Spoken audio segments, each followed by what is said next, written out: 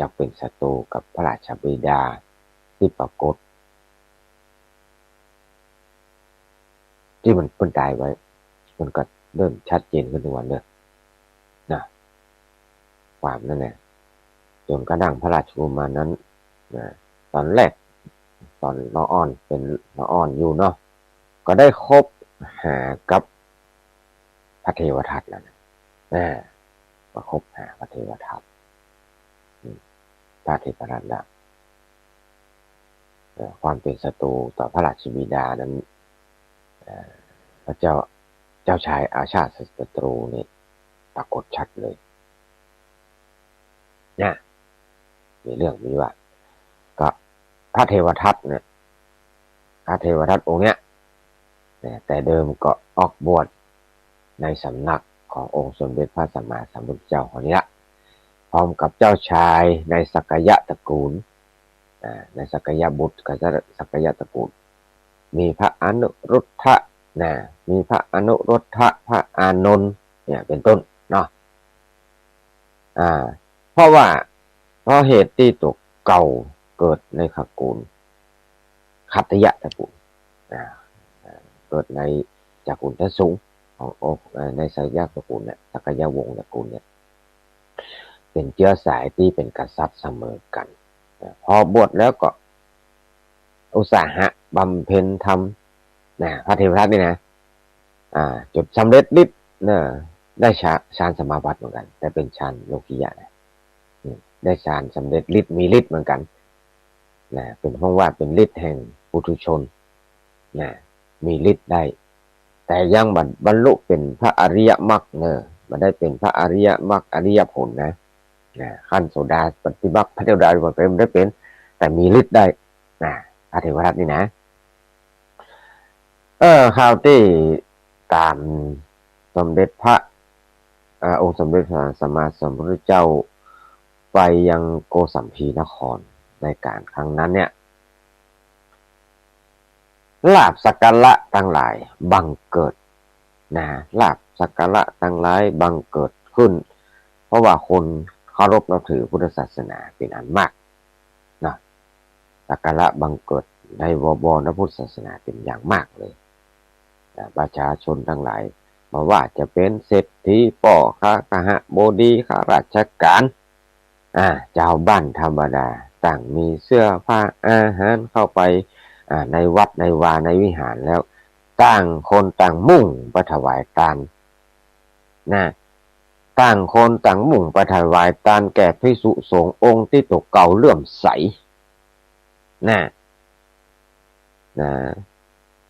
ต่างคนต่างมุ่งไปถวายทานแก่ภิกษุสงฆ์องค์ที่ตกเก่าเลื่อมใสเที่ยวตามถามไปกันควักไขว่อยู่ว่าพระสารีบุตรเถระของข้าพเจ้าอยู่ที่ไหนพระโมคคัลลานะเถระของข้าพเจ้าอยู่ที่ไหนบางคนก็ว่าพระมหากัสสปะเถระเจ้าของข้าพเจ้าอยู่ที่ไหนเขาแล้วแต่ใครจะเคารพใครเนาะพระพัทติยะพระพัทติยะเถระของข้าพเจ้าอยู่ที่ไหนพระอนุรุทธะเถระของพระเจ้าของข้าพเจ้าอยู่ที่ไหนพระอานนท์เถระเจ้าของพระเจ้าอยู่ที่ไหนพระภัคคุเถระของข้าพเจ้าที่ไหนพระกิมพิละเถระของข้าพเจ้าอยู่ที่ไหนถามกันเนี้ยถามหาทุกเจ้าตนนั้นตนนี้เที่ยวถามไทยกันวันวุ่นวายไฟนับถือตนได้กับประตูหน้าเนาะโดยสีหน้ายิ้มแย้มแจ่มใสใครจะถวายทานให้อยู่อย่างองค์นั้นองค์นี้นั่นหรอแต่หมอหมีหมอหมีแม้แต่หนึ่งเสียงถามว่าจะหมอหมีเลยว่าพระเทวรัตน์ของพระเทวทัตผู้เป็นเจ้าของเราอยู่ที่ไหนข้าพเจ้าจะขอถวายทานแก่พระเทระเนี่ยหมอหมีการเสี่ยงที่จะทำไทยหาพระเทวทัตดังนี้หมอหมีปรากฏเลยปอดโถเอาล่ะวันแล้ววันเล่าเอาล่ะพระเทวทัตน้อยใจน้อยใจก็เลย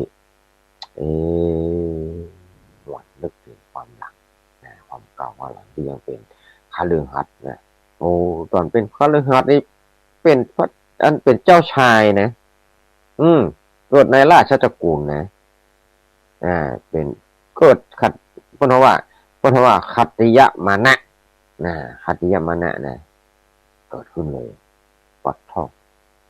นะทิฏฐิพระมานะกษัตริย์จะมันว่า เพราะมันมีให้ถามของตกเก่าสักคนนะถ้าจะชาน้อยไปเลยเมืองเจ้าเมืองโกสัมพีนี่บอกรู้จักเฮาเสร็จแล้วว่าเทวทัตนึกเลยอันตัวเฮานี่มันเมื่อออกบวชก็ใจว่าจะต่ำต้อยนะไม่ว่าจะต่ำต้อยด้อยศักดิ์ศรีกว่าคนอื่นก็หามาได้เฮานี่เป็นกษัตริย์ออกบวชเหมือนกัน แต่คนทั้งหลายประชาชนทั้งหลายไอ้พวกนี้เขามันแต่เสียแล้วเนี่ยแต่พอดีแต่บอดก็ว่ามาหันความสำคัญของเราละมาหันความสำคัญของเขาเลยนี่หรอกเดี๋ยวท่านมันก็ได้ใจนะนี่แล้วเว้ยเอาก็ประสงค์ที่จะเป็นบัดเขาก็เจ๊ค่าได้ของสุขเขาลุกว่านะเนี่ยมันเข้าข้างตัวเก่าก็ประสงค์จะรับทานของพวกมือครอบครองของมือไพ่พวกนี้นะตุกคนอยากว่าเนาะมันอยากจะได้เหมือนกันนะว่าเขาต้องไปหาผู้มีบุญหนักศักดิ์ใหญ่กันเนาะเขาจะไปหาใครวะเป็นผู้เอาประทานถวายการแก่ที่มันจนได้ต้องไปเสาะอันผู้มีบรรดาศักดิ์ยังไงเนาะเทวทัตมันเกิดอะไรก็นั่งอยู่ในที่กุฏิเนาะลำพึงอยู่ด้วยความเมื่อน้อยต่ำใจเทวทัตไม่ได้ต่ำใจ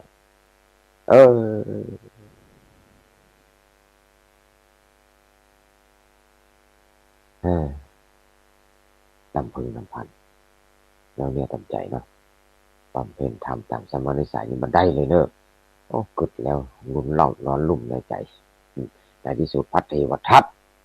ผู้กลายเป็นสมณะหลายเลยนี่อยู่ไม่ได้ละยังไม่ได้ทำความเสื่อมเสียปรากฏในตัวบุญศาสนาก็คิดกันใหญ่เลยกันเนี่ยเป็นอัปยศสิกันใหญ่ในเทวทัตนะการที่เราจักสมาคมกับบุคคลผู้มีบุญหนักสักใจนั้นจักนำเอามาเป็นอุปถากอุปถัมภ์ของเราเนี่ยหันว่าจะไปคบกับพระเจ้าพิมพิสาร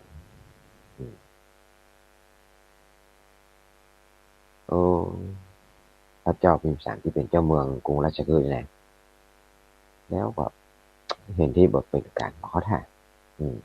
เพราะว่าพระเจ้าพิมพิสารนั้นเพิ่นได้เป็นพระอริยบุคคลเนาะด้วยพระเจ้าพิมพิสารนั้นทรงเป็นผู้มั่นคงเลื่อมใสในพระรัตนตรัยเนาะมั่นคงทรงซื่อ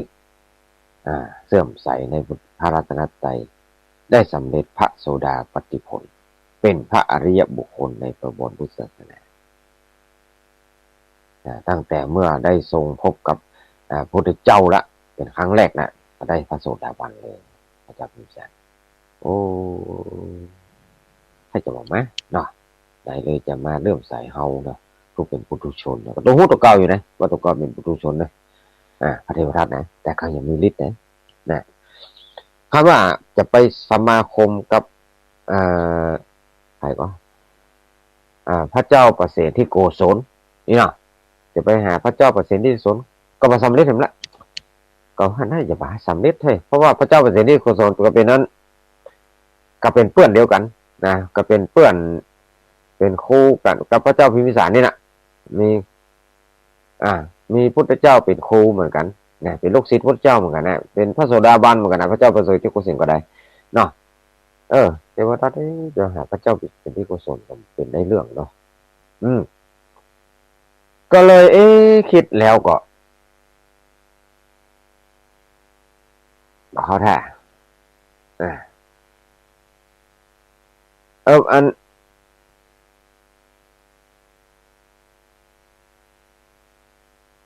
ตอนนั้นพระเจ้าประเสนที่โกศลนี่ยังไม่ได้อันตอนที่อัน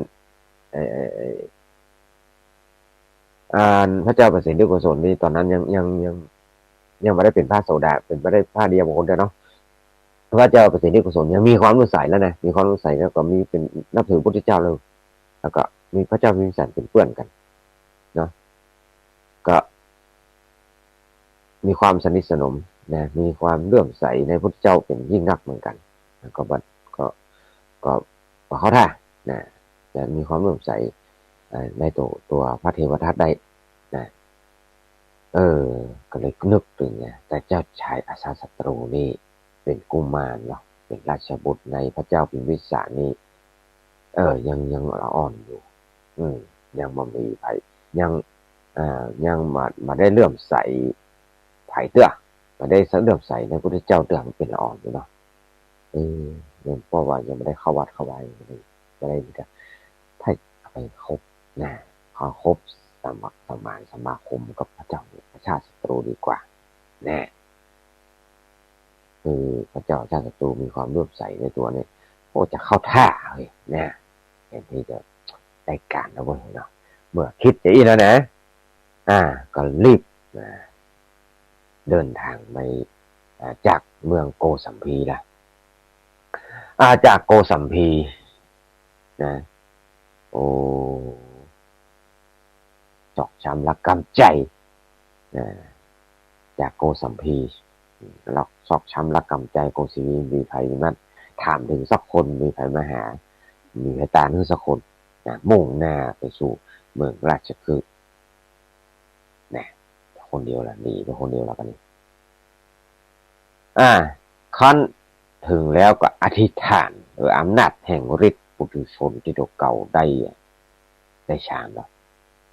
นะเทวทัตก็แปลงเป็ดนะกลับกลายเป็นกุมารน้อยนะเป็นละอ่อนน้อยนะมีงูนะ4 ตัวฟันคอฟันที่มือที่เท้านี่นะ4 ตัวอีกนิดนะอดีตท่านนะงูหรือว่าอสรพิษเนี่ยตัวหนึ่งฟันที่คออสรพิษงูตัวหนึ่งแผ่พังพานอยู่บนศีรษะนี่อยู่บนหัวนี่แล้วก็งูตัวหนึ่งเป็นสร้อยคอเหาะแหละเหาะทะยานไปบนอากาศนี่จะหย่องขึ้นบนอากาศเวหาหาวแล้วก็เข้าไปสู่ที่นั่งอยู่ที่ตักพระเจ้าอาชาติศัตรูเนี่ยตอนที่ท่านนะแปลงกายเป็นกุมารน้อยเลยฟันคอฟันมือไว้หรอกก็นั่งเหาะไปนั่งอยู่บนตักพระเจ้าชายอาชาติศัตรูนะเจ้าศัตรูโอ้โหท่านเป็นภัยเนี่ยท่านเป็นภัยเนี่ยพระเจ้าชาติศัตรูกุมารทรงถามด้วยความตกใจโอ้ท่านเป็นภัยเนี่ยตกใจพระเทวทัตผู้ทรงฤทธิ์คันสมคิดเห็นพระราชกุมารมีจิตหวาดกลัวและตัวสั่นเลยก็ไล่ตอบว่าอาตมาภาพคือพระเทวทัตว่าในพระพุทธศาสนาว่าเราว่าอย่างนี้แล้วก็กลับเพศกลับกลายเป็นจากกุมารน้อยที่มีงูมีสารพิษเป็นเครื่องมือนะที่ประดับนี่แหละก็ติกเดิมมาเป็นสมณะเป็นทุเจ้าในบ่อพุทธศาสนาเหมือนเก่ามีสังฆติจีวรบาทพร้อมทรัพย์เรียบร้อยยืนสงบเสงี่ยมอยู่ข้างหน้าพระราชกุมารหน้าพระเจ้าชายศัตรูโดยเดาว่าโดยอนุมานว่าการแสดงฤทธิ์เพียงแต่ย่อมกับเพียงพอละนะในการที่จะทำให้พระราชกุมารเลื่อมใสได้ละก็เป็นอย่างแต่นะเป็นสมจริงดังคาดอย่างแต่ว่า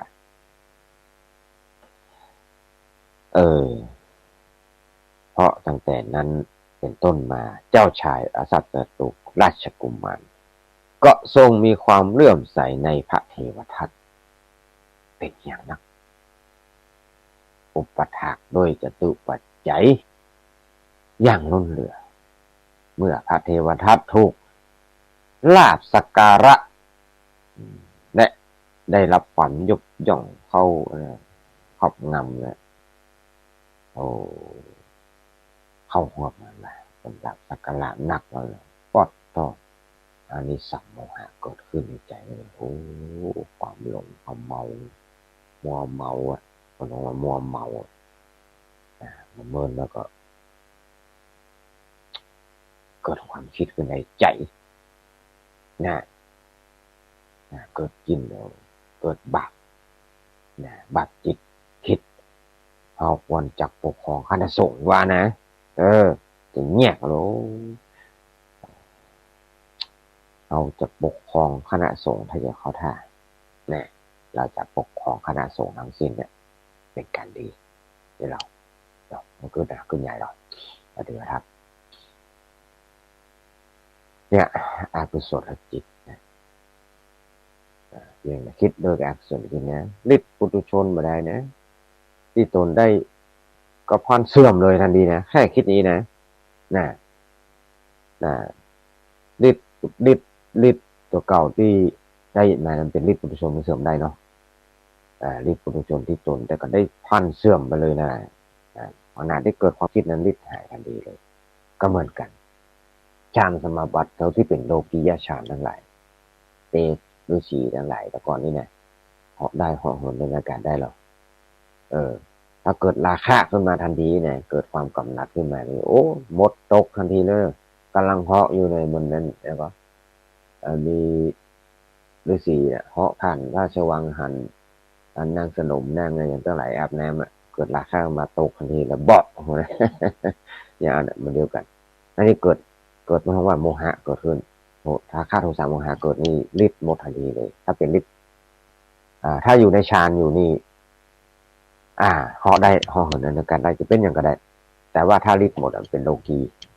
มันเป็นเพราะว่าเป็นโลกียะแค่ว่าเทวทัตคิดว่าเขาจะปกครองคณะสงฆ์เกิดกุศลกุศลจิตเกิดฤทธิ์ปุถุชนก็เสื่อมไปเลยทันทีในขณะที่แต่ท่านก็หูอยู่นะมันได้แล้วจะหูต่อก็คิดต่อเก่าหมดยังมาสำนึกนะ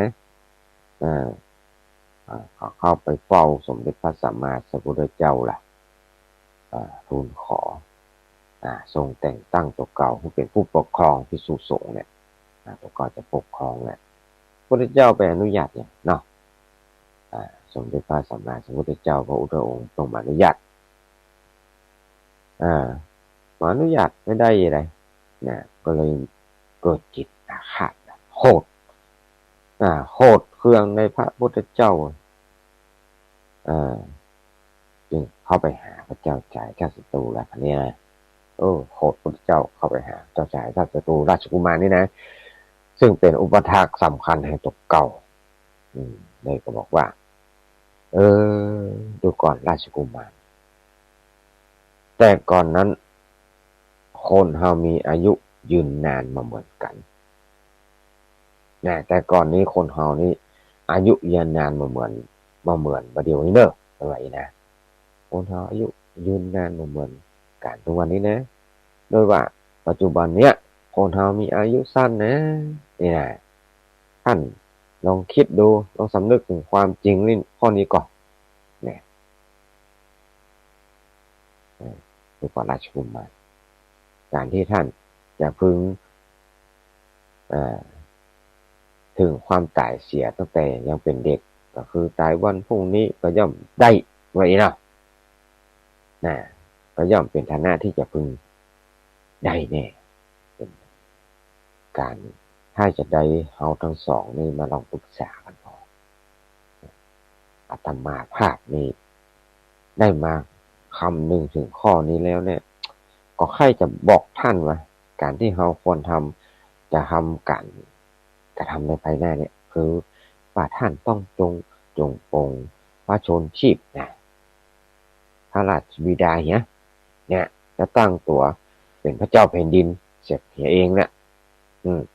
อาตมาภาพก็จะหาอุบายว่านะองค์พระชนองค์สมเด็จพระผู้มีพระเจ้าว่านะปรึกษากันเลยพบพระเทวทัตเจ้าชาติศัตรูพบพระเจ้าชาติศัตรูคิดกันใหญ่นะจะปกครองข้าราชสงฆ์แทนพระองค์นะในก่อนนี้เป็นจะได้พ่อท่านจะว่าได้เนี่ยปรึกษาเจ้าชาติศัตรูเราพระเจ้าชาติศัตรูคันได้ยินโมหะกำมูของพระอาจารย์เก่าคนรับถือเทวทัตเราคิดลังเลในใจท่านพระเทวทัตผู้เป็นอาจารย์เฮานี่แหละเป็นผู้มีฤทธิ์นักมีอานุภาพมากหากมหันต์ดีคงมันมาแนะนำเนาะถ้าอยากหันดีเลยก็คงหันดีตัวได้มาแนะนำเขานี่เป็นแน่ละก็เลยแนะนำเขาว่านะการที่เขาจะทำตามต้องทำตามนะคงจะดีขึ้นนะเพราะว่าคิดพอเชื่อมั่นเนาะตัดสินใจละเน็บมิดอะไรแบบนี้แหละโอ้ฟังตัดสินใจเลยคิดนะเน็บเพราะว่าสมัยก่อนมิดหรือว่ากริดนะสมัยก่อนต้นใจกริดต้นใจกริดกันเราเน็บเอวเข้าไปละเข้าไปในวังแหละตั้งแต่เมื่อวันเนี่ยว่าจะไปจะไปยังไงวะสังหารจะไปฆ่าพ่อเก่านะโอ้โดยการคนเขาจะไปฆ่าคนเนาะถ้าอย่างกลัวพ่องละกลัวพ่องละพ่อเขาเข้าไปมันอำมาตย์ผู้ทั้งหลายหรออำมาตย์ผู้ทหารผู้รักษาวังผู้รักษาเนี่ยเห็นนั้นพระเจ้าชาติศัตรูลูกพระลูกเจ้าอาจารย์ศัตรูราชกุมารก็สั่นกลัวอย่างมีพิรุษสอบพิรุษก็ฟังล่ะจับพระเจ้าชาติศัตรูไว้ละตรวจคนพบมีดพบกริดอยู่ซ่อนไว้นี่เหี่ยวซ่อนอยู่ที่เหี่ยวก็ไต่สวนสอบถามด้วยก็ในที่สุดกับพระเจ้าชาติศัตรูราชกุมารก็จำนนต่อคำสอบสวนก็ทรงยอมรับสารภาพเลยพระเจ้าชาติศัตรูเนี่ยยอมรับเขามีความประสงค์จะเข้าไปปรงพระชนสมเด็จพระมารดาพระมารดาพระบิดาปรงพระชนสมเด็จพระชนกมารดาอำนาจกระทำละใครใช้พระองค์มาอำนาจใดส่วนไหนบอกแหละพระเจ้าเทวทัตพระเทวทัตนี่เนี่ยพระเจ้าเนี่ยภาพมันเป็นเจ้าเป็นทิพย์ที่เป็นเทวทัตเจ้าชายชาติศัตรูราชกุมารจงตอบเป็นตามความเป็นจริงพระเทวทัตบอกมาว่าสมัติตั้งหลายเมื่อได้ทราบความจริงอย่างนั้นก็ป้ากันเสียเลือดดานแล้วเนี่ยมีความแตกต่างกันแล้วนะในคดีอุกฤษเนี่ยคดีหนักเนี่ยเราปากันลงมตินะเนี่ยในกรณีเนี่ยควรจะฆ่าพระเทวทัตเลยนะควรกำจัดพระเทวทัตควรจัดการสำเร็จโทษพระราชกุมารเนี่ยควรฆ่าบางคนก็ว่าจัดฆ่าพระภิกษุสงฆ์ทั้งสิ้นให้หมดว่ะเป็นการเป็นผู้ที่เป็นผู้ไว้วางใจไม่ได้เพราะอาจจะทำอันตรายต่อราชสมบัติในภายภาคหน้าแตกต่างกันว่ากันไปอำมาตย์พวกหนึ่งก็มีมติค้านว่าไปฆ่าทุกเจ้าได้ยังไง บ่ควรฆ่าภิกษุสงฆ์เพราะว่าภิกษุสงฆ์ทั้งหลายไม่มีความผิดอย่างหรอกแต่คนฆ่าพระเทวทัตคนเดียวเนี่ยผู้มีความผิดกับพระราชกุมารผู้เป็นศัตรูเนี่ยต่อราชบุตรต่างๆนะ5-2 คนก็มีความเห็นแตกต่างกันไปก็มาสามารถตกลงกันได้คนนั้นก็ว่าอันคนนี้ว่าเนี่ยก็คนหนึ่งในจำนวนนั้นก็บอกว่าตอนเนี้ยเฮายังบอกควรที่จะด่วนกระทำการอย่างใดอย่างหนึ่งลงไปควรตัดสินเป็นอย่างเสี่ยงจะสำเร็จโทษอย่างเดียวยังบอกควรฆ่าพระเทวทัตเด้อยังบอกควรฆ่าภิกษุทั้งหลายเด้อเราควรที่จะเข้าไปเฝ้ากราบทูลเรื่องนี้ให้พระเจ้าพิมพิสารให้ได้ทราบไปก่อนนะว่าพระเจ้าพิมพิสารพระองค์จะมีกระแสรับสั่งเป็นประการใดเราควรจะไปควรจะทำนั่นแหละเป็นการสมควรเนาะอันนี้มติพ้องกันนี่แล้วก็ป้ากันเข้าไปเลยป้ากันจับพระเจ้าอาจารย์โตกุมารเข้าไปเฝ้าพระเจ้าพิมพิสารเลย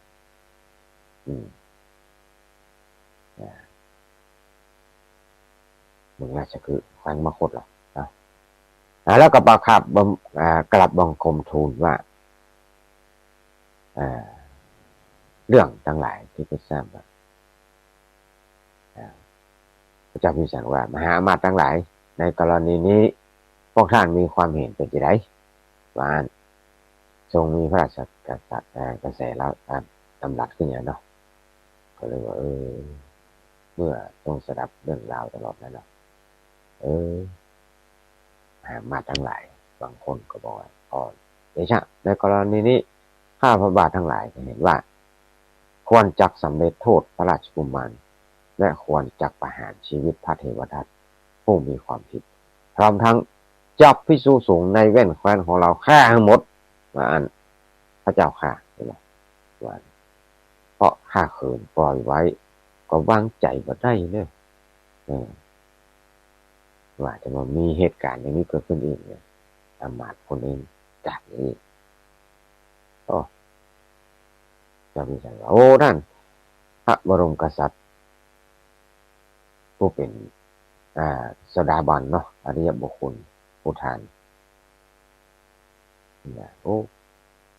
จะไปไหว้อันว่าแล้วท่านอย่ากล่าวกรรมเป็นบาปหยาบอย่างนั้นในขณะเรื่องนี้นะภิกษุสงฆ์ผู้ทรงคุณอันประเสริฐไม่ได้เกี่ยวข้องคนอื่นเนี่ยไม่ได้เกี่ยวข้องเลยนะท่านแต่แรกนะมาสมเด็จพระพุทธเจ้าเฮาบรมครูเจ้าเนี่ยก็เป็นอาจารย์ของพระเจ้าพิมพิสารเนาะพุทธเจ้าเขาเนาะก็ทรงมีพระกรุณาสั่งว่าพระเทวทัตเนี่ยมันมีปกติมาเหมือนพระเบญจทัตคนเดิมแล้วเนอะพุทธเจ้าบนว่านะก็เคยบอกเนาะคือแต่นั่นมาเป็นอย่างหนึ่งแต่นี้เป็นอย่างหนึ่งแล้วเนอะแต่ก่อนอยู่ในสำนักพุทธเจ้าเนี่ยประเด็นนี้เขาแยกสงฆ์ว่านะเนาะเทวทัตเนี่ยเนาะแยกหมู่ออกมาเนี่ยพระเทวทัตทำการใจด้วยกายวาจาใจคล้ายๆกับเห็นว่าพระพุทธพระธรรมพระสงฆ์เป็นอย่างนั้นแต่ฟังว่าการกระทำของพระเทวทัตคนเดียวเนี่ยท่านเข้าใจว่าเป็นยังไงนี่เนาะเพราะว่ามันจะไปไปเกี่ยวกับคนอื่นได้เลยเนาะเพราะว่าพระพุทธเจ้าเคยบอกแล้วว่าเทวทัตเป็นอื่นนั่นเนอะมันใจออกแห้งไปกันก็เลยไปถามลูกตะเกาเลยเจ้าสันตุลูกเอ้ยลูกรักจะต้องการฆ่าพ่อเนี่ยฆ่าบิดาเนี่ยเพราะเหตุจะได้นะพระเจ้าวันพิมพิสารก็ถามก็เลยว่าม่อมฉันต้องการราชสมบัติพระเจ้าค่ะเห็นหรอพระเจ้าจะตูตอบพระเจ้าพิมพิสารยังไงม่อมฉันต้องการราชสมบัติเอาล่ะทุนก็ตอบตรงๆนะ ระเจ้าศัตรูนะพระเจ้าพิมพิสารผู้มีน้ำใจสูงส่งมีน้ำพระทัยสูงส่งเปรียบด้วยเพราะว่าเป็นพ้นจากปุถุชนแล้วเพราะว่าทรงตั้งอยู่ในภูมิโซดาบันเป็นอริยบุคคลซึ่งเป็นสาวกขั้นแรกนะของพุทธศาสนาเป็นสาวกองค์แรกเลยนะพระเจ้าพิมพิสารนะเป็นสาวกเป็นคารวะนะที่ได้ฟังธรรมของพระพุทธเจ้านะในพุทธศาสนาเนี่ยเป็นอริยบุคคลแล้ววันเด้อก็เลยอนุญาตเลยถูกดูก่อนลูกเฮ้ยลูกรักถ้าเจ้าอยากต้องการราชสมบัติแล้วราชสมบัติแห่งกรุงราชคฤห์เนี่ยจะตกเป็นของเจ้าเลยยกคือตั้งแต่บัดนี้เป็นต้นไปนะยกคือเลยนะพระเจ้าพิมพิสารยกทรัพย์สมบัติเลยนะเจ้าชายอาชาติศัตรูเนี่ยมีจิตใจมักใหญ่ไปสูงได้สดับดังอันก็มีความบังเกิดดีใจอย่างหนักแหละแล้วรีบถวายบังคมลาแล้วกันแจ้งข่าวดีแก่เทวทัตเลยเทวทัตตอนนั้นเป็นห้องจะห้องว่าอารัชชีแล้วเนาะ อารัชชีนี่แปลว่าผู้ไม่ละอายแต่อารัชชีอาจารย์หรือว่าเทวทัตเนี่ยข้าแต่พระผู้เป็นเจ้าว่าเนาะก็แจ้งคือเทวทัตนะความปรารถนาของข้าพเจ้าสำเร็จแล้วเด้องานน่ะก็แจ้งคือพระเทวทัตว่าคือว่าวันนี้สมเด็จพระราชบิดาทรงกรุณามอบราชสมบัติในพระนครราชคฤห์นี่ให้แก่ข้าพเจ้าแล้วเด้อว่าพระเทวทัตเอาล่ะเมื่อได้ยินฟังเรื่องราวที่พระราชกุมารเล่าให้ฟังริกรองอยู่สักคำหนึ่งว่ามหาภพิตรทำการอย่างนี้จะว่าสำเร็จกิจมาแต่ไหนมาสำเร็จแต่ไหนแน่ยุต่อให้แม่ยุต่อละยุอะไรก็ยุราชกุมารพระเจ้าจารัสตูต่อนะทำเนี่ยยังมาสำเร็จแต่เนอะแน่ยังมาสำเร็จเนี่ยเปรียบเพราะว่าอุปมาเหมือนขังสุนัขไว้ในกล่องนี่หรอสุนัขมันแสบท้องก็จะคบหนังกล่องออกมาได้กันมาราชสมบัติที่พระองค์ที่พระราชบิดายกให้นี่ถ้าเกิดเวลาพ้นโคตรมาแล้วโคตรเครื่องมาเมื่อไรแล้วจะเอาคืนนะท่านก็จะเอาคืนอย่างนะอาตมาหันว่าค่าเสียคือตายนั่นแหละเป็นการดีนะราชสมบัตินี้จึงเป็นสิทธิ์แก่มหาพิษโดยสมบูรณ์สมเด็ดขาดยังยุโยงตัวเก่านะเข้าใจก็เข้าใจก็มาคนโยกเฮอเลยยังโดนเทวทัตท่านพระเทวทัตยุต่อยพระเจ้าชาติศัตรูลงมีโมหะจิตแหละได้ฟังอย่างนั้นก็นั่งคิดเนาะลังเลเหมือนกันนะในที่สุดก็ออกวาจามาอ่อยว่า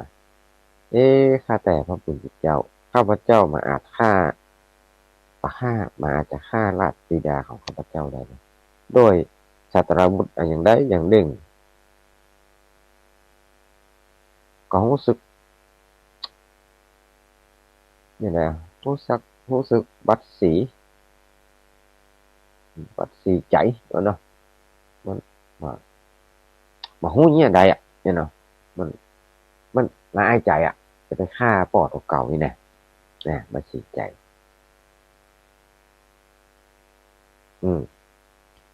ตอนนี้เทวทัตก็ว่าล่ะก็ใครบอกคือมหาบพิตรฆ่า พระราชบิดาด้วยอาวุธเรานี่ล่ะพระเทวทัตจะได้ทีก็กล่าวขึ้นก็เลยสั่งสอนวิธีเนี่ยสอนบาปคือแกลูกศิษย์อุปถากของตัวเก่าแล้ววิธีจะเป็นวิธีใดนั้นกี่โมงละไป35 นาทีพอแล้วป่ะเนาะto be continue เนาะกดติดตามกันต่อไปมัน4 โมงเกินกี่โมงละ4:36เรื่องนี้ยาวเลยท่านอาจารย์เลยนะคุณอาการหน้าบุจมอะไรดูเนาะวิธีแผนมีหลายอย่างจะเป็นอย่างไรก็ฟังต่อไปนะจะเป็นเล่าให้จบในเรื่องในวันเดียวนะเวลามันจะหมดจบเรื่องมันจบหมดนะเอาละคณะสดาทั้งหลายวันนี้เล่าเรื่องพระเจ้าอาชาติศัตรูและพระเทวทัตพิมพิสารเจ้าอาชาติศัตรูพระเจ้าพิมพิสารทุกฝั่งสมัยนั้นนะเนี่ยกรรมที่พระเทวทัตกรรมของเป็นกรรมของหลายๆคนนะการกระทำกรรมทั้งนี้พระเจ้าพิมพิสารแม้แต่เป็นพระอริยบุคคลนะย่อมใส่พุทธศาสนาก็ยังมีกรรมนะมีกรรมของตัวเก่ากรรมของพระเทวทัตกรรมอนัตคลุกรรมแล้วก็เป็นคลุกรรมของพระเจ้าชาติศัตรูด้วยนะอันนี้เขาจะทำอย่างต่อไปอันนี้ส่วนใหญ่จะเราก็เล่ากันได้ยินได้ฟังมาหลายๆคนหลายๆท่านนะแต่มาก็เล่าฟังแล้วฟังเห็นเนาะนี่ก็เอาแค่นี้ก่อนนะวันนี้จะไปเห็นละตอนแรกก็สรุปเรื่องอริยสัจสี่เรื่องสัจสี่แล้วก็มาเรื่องพุทธประวัติเป็นพุทธประวัติเป็นประวัติของพระเจ้าพิมพิสารอย่างเนี่ยเรื่องราวของการกระทำเนี่ยของบุคคลทั้งหลายเอาละเนี่ยโทรศัพท์นี่นะเอาละตี 38 นาทีเหลือเวลาประมาณ22 นาทีเนาะอาจจะได้เปิดเสียงเปิดสายมาตักทายกันนะตักทายกันใครจะตักทายมามาให้กำลังใจอยู่ที่ไหนฟังอยู่ตั้งใดว่ากันไปเดี๋ยวประกาศธรรมาภาพไปทางใดล่ะเดี๋ยวกันเลยจะได้โจทย์เอาไว้ว่าฝ่ายพองผมก็ลืมไปขนาดแสดงเลยมันนักลงไปเนาะโหอันอย่างก็คนท้องว่าคนทั้งหลายคนตักตายมามันหลายคนจำเสียงฝ่ายกระตุ้มพอได้จะได้จำได้ก็บางคนนะที่เสียงมันแปลกๆแล้วพวกนี้จะจำได้อยู่โทรมาได้นะ0649863355ทั้งหลาย06498633550649863355เดี๋ยวใครโทรมาได้ก็ใครมีแล้วก็ทักทายมากันได้บางทีก็เดี๋ยวฟังเสียงตัวเก่าไปเลยพ่องลองเปิดทานินน้อยๆนี่อันนี้ก็เคลื่อนดีขนาดตามใช้หน่อยก็ไปเป็นเพลงหมดเลยใครโทรมาได้ก็โทรมาเนอะคณะสถานต่างหลายเดี๋ยวสบายภาพว่าขอตัวแป๊บนึงถอดน้ำอุ่นก่อนนี่ไม่สุกแก้วนี่มาก่อนเปิดก่อนแต่งถ้าจะแม่นฮัลโหลเจริญพรเจ้าแกก็เสร็จเจ้าแม่สุกแก้วศิลาพรที่อยากไปห้องละคุณเด้อเจริญพรวันนี้กับมีบุญแต่มันเมื่อตื่นขึ้นมาแต่ได้ยินเสียงน้ำเสียงธรรมจากตุลุงได้ฟังธรรมจากตุลุงได้ฟังตุลุงเล่านิทานนะเจ้าสาธุอันหนึ่งแม่สุกแก้วคนหนึ่งฟังก็ตื่นโกงละอันสมาภาพก็ไปตลอดนะทุกวันอังคารนะตุลุงนะสาธุ มันฟังกันหน้ากันหลายทุลุง ดีกะดีละ ตอนสีเตี้ยสีเจริญสีปทุมนี่แน่พวกฟังกันแล้วก็ทุกหลังคาเรือนเด้อเบิ่งโทรมาได้ทุลุงจ้า โทรห้องมาโทรหลายก็ดีเนาะฟังอย่างเดียวก็ดีม่วนกัน แม่แล้วเจ้าโอ้จับรอยสาเด้อทุลุงเด้อ สาธุเจริญพรสายต่อไปอ้าว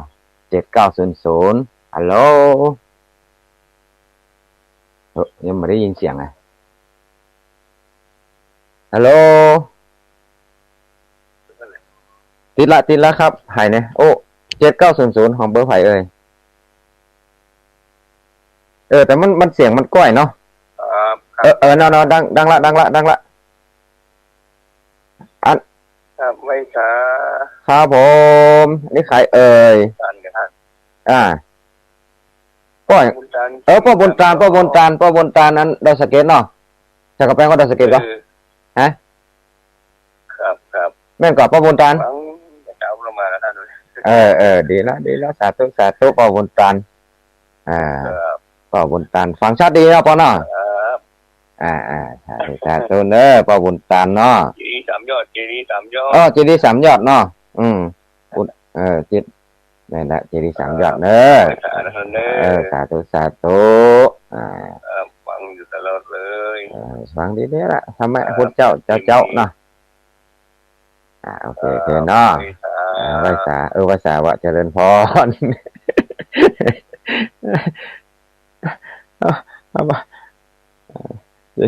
พระบุญตาลเจดีย์3 ยอดเขาอุปมาเนี่ยบางทีเขาก็ลืมว่าเขากำลังถ้าเป็นปัจจัยเหมือนกันเขาก็นึกว่าเป็นตัวเจ้าเหมือนกันก็เลยเลยพระบุญตาลเลยกินน้ำสักคำน้ำอุ่น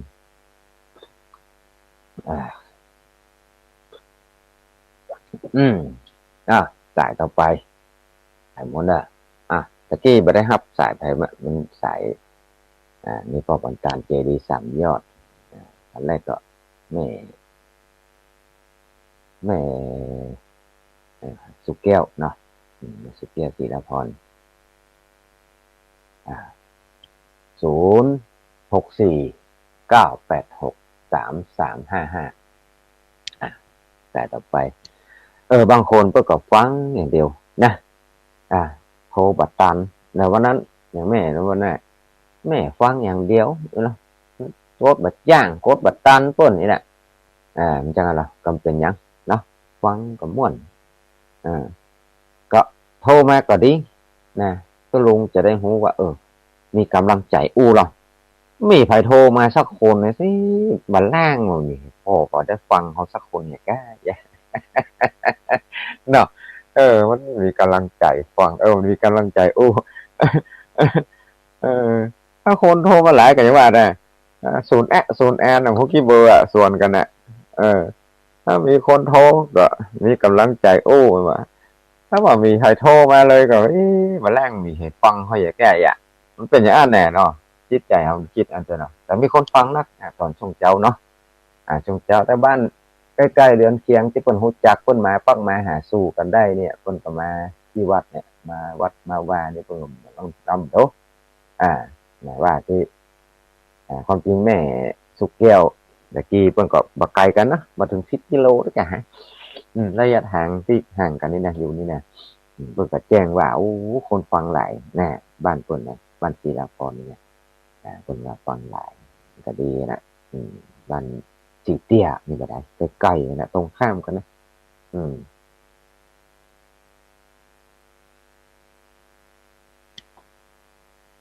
มันมีก็จะตัดสายแล้วบอก15 ทีก่อน45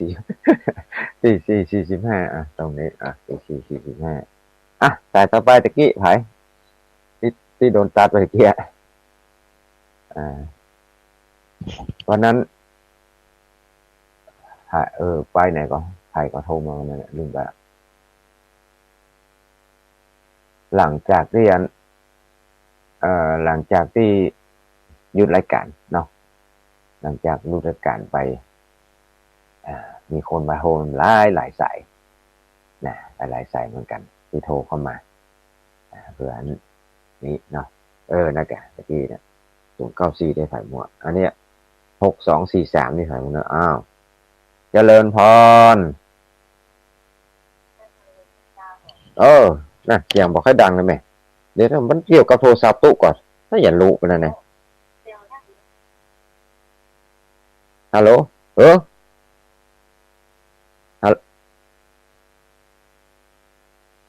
มันบอกให้ได้ยินได้แม่นี่ตุ๊กบอกไม่ได้ยินเสียงงั้นโยมนะมันมาก้อยมันได้ยินเลยอ่ะมันไม่ได้ยินเลยเห็นไหมแต่งเลยในตู้ก็พอนะมันจะลุของเฮาลุบ้างไผลุเนี่ยมันได้โทรศัพท์มันถ้าบางคนก็ดังนะบางคนก็บ่ได้ยังบ่ได้บ่ดังเนาะ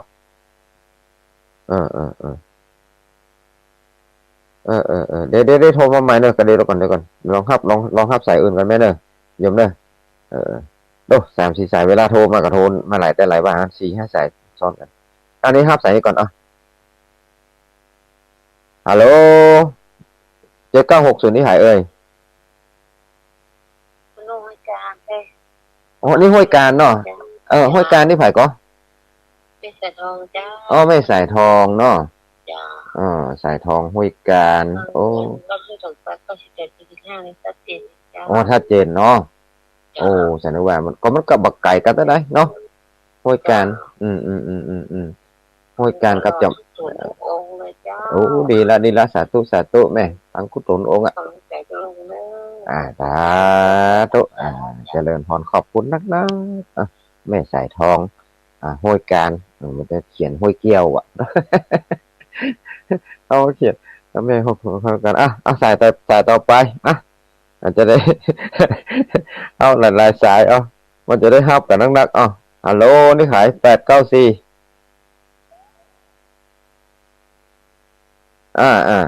เสียงบ่ค่อยได้ยินให้แม่เฮ้ยถ่ายได้ก็ฮะพระบาทอุดมเนาะแม่บัวพัดแกงก่อนอันนี้ก็แม่บัวพัดกูลันกันเนาะฮะตะกี้ดังบ่ได้ยินใช่มั้ยนั่นมันเป็นจังได๋เนี่ย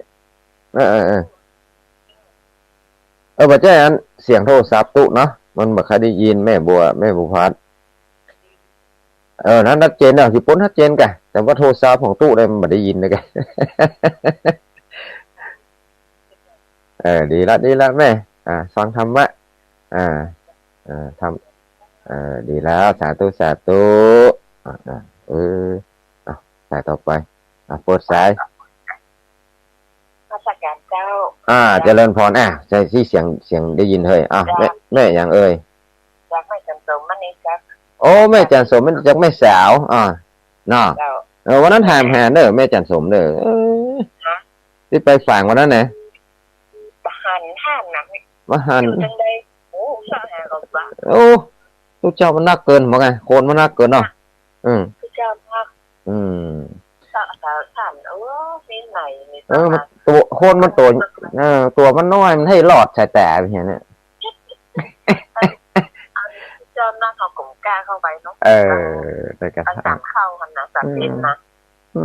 นักแล้วนั่นแหละก็ลงเชื้อนี่มันคนนอกใส่แต่มองมาหันใช่ก็รู้นั่นนะอย่างก็วันตีนวันตีนตู้ลุงยองตู้ลุงยองปะอยู่เจ้าโอเคเจ้าวันตีนนี่ไผวันอาทิตย์สมชาติมหาสมชาติเจ้าคือมหาสมชาติปะค่ะแปะเท่าไหร่ตัวเนี่ยคนอื่นนี่แปะเนาะตัวลงเชื้อนี่บอกแปะอีกเลยเป็นยังวันหน้าวันแต่มาเอี่ยวไปเด้อเอี่ยวจับตองเนี่ยมันรวดมาหากันเพ่หมอนฤาษีเพ่เนาะกำลังใจนะเจ้าสาธุแม่จันสมลายสายเจริญพรสายต่อไปฮัลโหลไว้สาครับลุงครับประเทศวันนาแดงบ้านนาเหลืองนอกพ่อหนานประสิทธิ์เนาะอันนี้ฝ่ายโทรมาเนี่ยอันนี้โทรไลน์เฮ้ยเด็กพ่อหนานเสียงชัดเจนนะพ่อหนานเนาะฟังตลอดเนาะดีละพ่อหนาน วันนั้นเนี่ยจะ ใจเนี่ยตุลุงคืออยู่ดีมีสุขนะวันนั้นผมหลงใจแกบอกว่าพุทธกาลต่อไปครับเมื่อขอ สาธุมันใครไปเอี่ยวนะเมืองหน้าเนี่ยเขาว่ามันงามไม่รู้เขาว่านะครับ เนาะ ใจถึงนะครับใจที่หลังนะครับ สาธุ ขัดเย็นดีนะครับ สาธุไปตามกันโอ้มันตก โต๊ะขนาดนักเลยครับ มันมีซากเม็ดตกขนาดมีสักเม็ด นี่น้องน้อง แต่มันตกมาบนแล้วเนาะปนันประสิทธิ์เนอะฟังสาธุเนาะสาธุ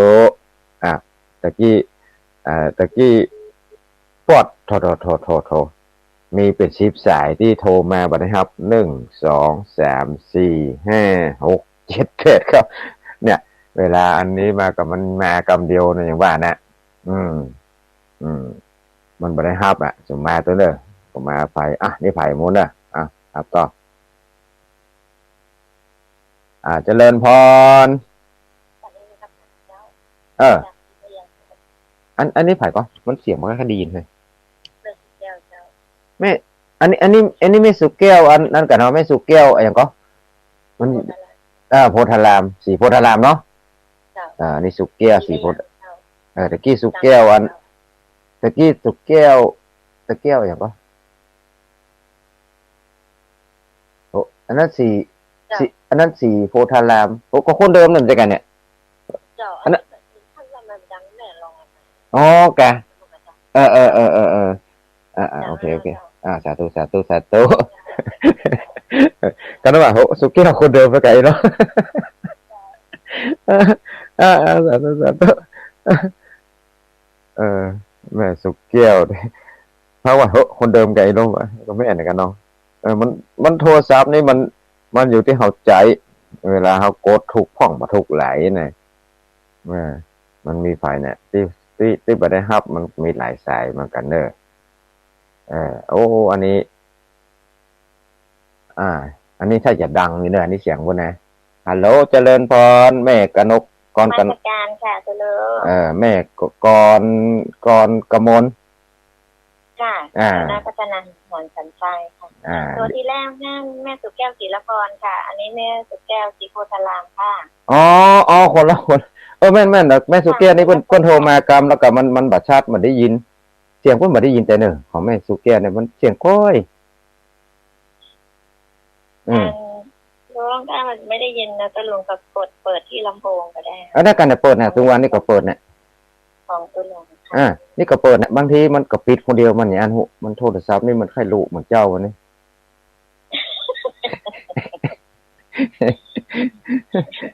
ถ้าจะได้นิมนต์ซื้อมาใหม่แล้วมั้งคะนี่ของเก่าเพิ่นถวายก็นี่นะมือสองบัตรก็มีปัญญาซื้อนี่ของเก่าเป็นกำลังใจให้นะคะท่านเจริญพรเมื่อจัดการค่ะนะว่าโทรศัพท์ไอ้หรอเขาว่านะตัวลงใจอย่างใจแอปเปิลไอ้หรอไอโฟนไอ้หรออย่ามัดรวยเลยว่ารวยเลยอย่างนี้ของมือสองนี่มือสองเพิ่นถวายมาโคนเพิ่นปัจจัยเพิ่นซื้อเครื่องใหม่เพิ่นเลยถวายเครื่องนี้มาน่ะลุพ่องใจพ่องลุพ่องอันมันล้วนแล้วกันเนาะเพิ่นแล้วเอาว่าเท่เนาะเท่ของมือสองของเก่าเพิ่นจะลุมันเจ้ามันนี่แล้วนี่มันบ่ใช่จิตลุนะแต่ดีเนอะอันร่างกายสุขภาพร่างกายมันลุไปเป็นอย่างเที่ยวก่อนลงไปพ่องเหงือกจ่าก่อนลาก่อนปฏิพ่องหัวก็งอกปฏิพ่องตาก็ฟ้าก็ฟังปฏิพ่องเอละเนี่ยเป็นว่ามันไปก่อนแล้วเนาะต่อไปครับแต่ว่า0649863355เนอะ986ได้เดี๋ยว0649863355เนี่ยมันว่าเดี๋ยวมันจะล้วนเจริญพรน่าจะการเจ้า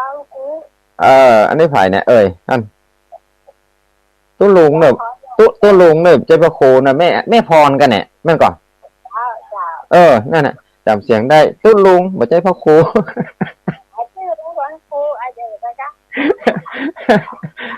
บ่ อได้เป็นพระครูก็เดือดเลยไปขอก่อนพระครูอ่ะก็ได้ไปขอบอกพระครูสุเมธธรรมเสวีเนี่ยมาตั้งเลยก่อนอืมเออเอาบัดโต๊ะแม่ฮ้อนหมอฮ้อนเนี่ยประเดี๋ยวอาบตะกี้อาบน้ำประเดี๋ยวนี้เหงื่อแตกเหงื่อฟุ้งไปแล้วบัดบัดโต๊ะสังบัดโต๊ะตั้งให้บัดโต๊ะสังเมตตั้งพุทโต๊ะว่าแม่โอ้ใช่มาแบ่งมาตรงนี้ตรงเด้อแต่ตุเนี่ยเอาแหมไม่พอเลยของพระครูหรอถ้าได้ยืมอันพระครูอันบัตรตาปัดพระครูสมเด็จมาหรอน่ะเอาแล้วเนี่ยเบอร์ต่ออันไม่พรอยู่ไอ้ก็สันกระแปงมันก็หายอย่างก็ซาลาปีอย่างก็ร้องวัวแดงสันกระแปงเนาะ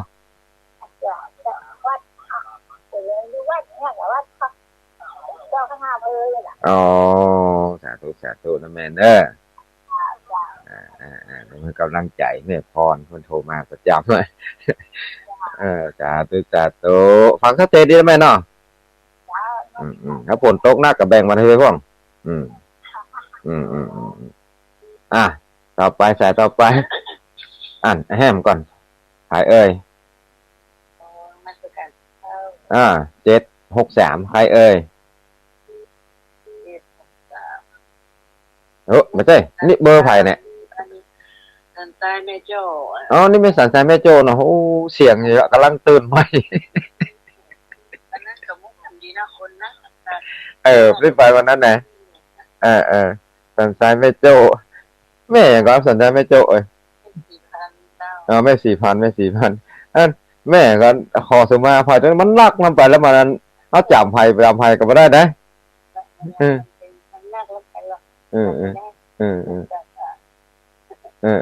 ธรรมดาวันนั้นบัดได้จักบัดได้ใจกันลูกเนาะภัยเป็นภัยกับมุเข้าไปหาบัดได้คนมันรักธรรมดาเป็นเนี้ยก็มาที่วัดนี่พระการอันคนเดียวนี่เนาะนัดกับทุกเจ้ากับนักคนกับนักแต่ไม่ได้อู้กับนี้เนาะก็เจอพระท่านมหาสุภาพนะครับก็เรียนแม่แก่นะแล้วเพิ่นอันนี้เหรอเพิ่นอันระดับดาราเหรอลูกของงามน้ำกระเพาะเขาต้องอันตู้ลงเชื้อนี่ตัวดำคลิงจริงขำบ่อมาสักกรรมมันหมุดจุดตื้อเป็นเนี้ย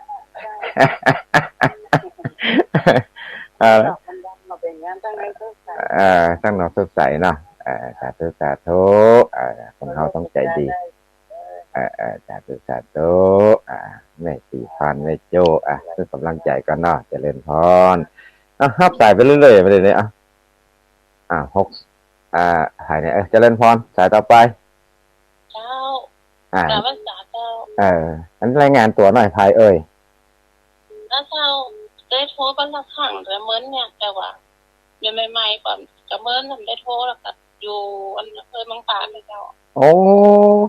บางปานก็ได้ยินกะได้ยินค่ะเจ้าได้ยินดีอันสถานีอันแดนดินถิ่นล้านนาแหละเจ้าโอ้กะเจ้าโอ้เป็นว่าเสียงชาติเนาะแม่อย่างก้อนนี่แม่คำนวณเจ้าแม่คำนวณน่ะบางปานที่ไหนบางปานบ้านเฮาจอมตองว่าบางปานอันอย่างก็ลำปางเลยเจ้าโอ้ด้านโหดังเห็นลำปางหมดเลยอยู่บ้านดินดำตำบลเสียสอดอำเภอเมืองปานจังหวัดลำปางเจ้าโอ้เจ๊ซอดลำปางโอ้ดีละโอ้เขากันทุกวันจ้าแม่น่ะพังนั้นติดตามของเนี่ยเพราะว่ามันตอนนี้เวลานี่มันจังพระเจ้าจังสวดมนต์เนาะนี่แหละสวดธรรมจักรแปลเข้าใจฝั่งแต่ว่าอริยสัจสี่นี่บ่ค่อยเข้าใจเดียวนี่ก็เข้าใจลำเดียวดีละสาธุเนาะไม่ค่อยเข้าใจเพิ่นแปลเพิ่นเฮาฮู้เนาะว่าเพิ่นแปลไว้ได้เป็นคำที่พุทธเจ้าตรัสรู้ดีละแม่คำนวณอันบ้านเนี่ยก็บ้านดินดำอีกอ่ะเจ้าบ้านดินดำเจ้าบ้านดินดำนี่เนาะมันเป็นอันนั้นเนาะตอนนั้นรอเตี้ยนมาอยู่กาบ้านสงกงบ่ได้ไปสักกรรมแม่โอ้แม่เนาะพวกเสียงลูกสายทั้งหลายอันเวลาหมดแล้วจะไปกินเวลาพุ่น มาโมเอาสาธุเอาละเอาโมดเวลาทุกเสียงทุกสายเด้อบ่ฮับแล้วเอาแล้วอู้มาคุยเพลินน่ะคนตั้งที่บ่ได้ฮับก็ดีเนาะวันแน่วันแตกก็ตักตะกันแม่เด้อขอให้ทุกคนทุกท่านประสบแต่ความสุขความเจริญได้หูหันธรรมขององค์สมเด็จสัมมาสัมพุทธเจ้าตรัสรู้พุทธวันชัยจังสี่จงมีแต่ท่านทั้งหลายจัตตารโอธรรมาวัฏันติอายุวันโนสุขังพระลังขอให้ทุกคนทุกท่านประสบแต่ความสุขความเจริญได้หูหันธรรมขององค์